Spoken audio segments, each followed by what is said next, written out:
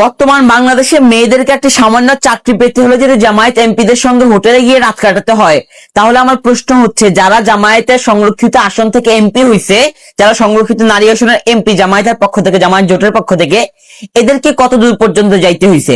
এই যে এনসিপির ডাক্তার মাহমুদা মিতু, এখানে আমি কোনো কিছু বলতে চাই না, কিন্তু মানুষ মাঝে মাঝে বলে যে এই মাহমুদা মিতু নাকি জামায়াত ইসলামের রাতের খাবার, নাউজুবিল্লাহি মিন যালিক। এগুলো মানুষের কথা, আমার কোনো কথাবার্তা না।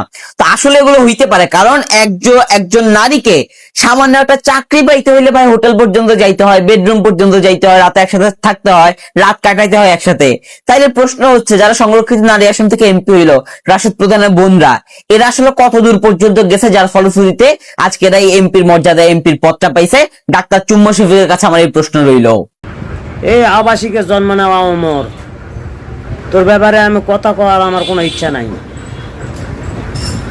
তুই কি বললি? ডাক্তার মিতু জামাতের আমিরের রাতের খাবার, নাউজুবিল্লাহ। আজ থেকে কয় মাস আগেও তোর দলের নেতা আর একটা জেলা মিটিংয়ে যাবে, তার জন্যে 14 থেকে 15 বছরের মেয়ে লাগবে বলে সন্ধান লাগাইছিল, যা প্রচুর পরিমাণে ভাইরাল হয় এবং প্রধানমন্ত্রী পর্যন্ত এটা জানে। তোদের চরিত্র এরকম, এই জন্য তোরা মানুষকে এরকম মনে করিস। জামাতের আমির সম্পর্কে জানিস? জামাতের আমিরের একটা বালের সমান যোগ্যতা তোর গোটা দলের নাই। হে শুয়োরের বাচ্চা, তুই কার বিষয়ে কথা কইস? ডাক্তার মিতু সম্পর্কে জানিস?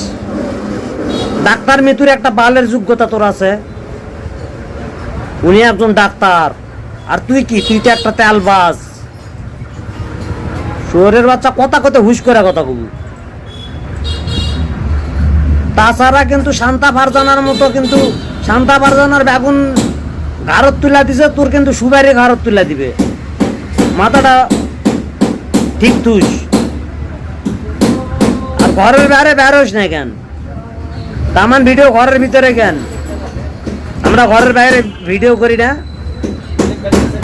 তোর যদি এত হিম্মত থাকবে, তোর দল তো ক্ষমতা, তোর যদি এত হিম্মত থাকবে, তুই বাইরে বেড়া ওপেন রাস্তার ভিডিও কর।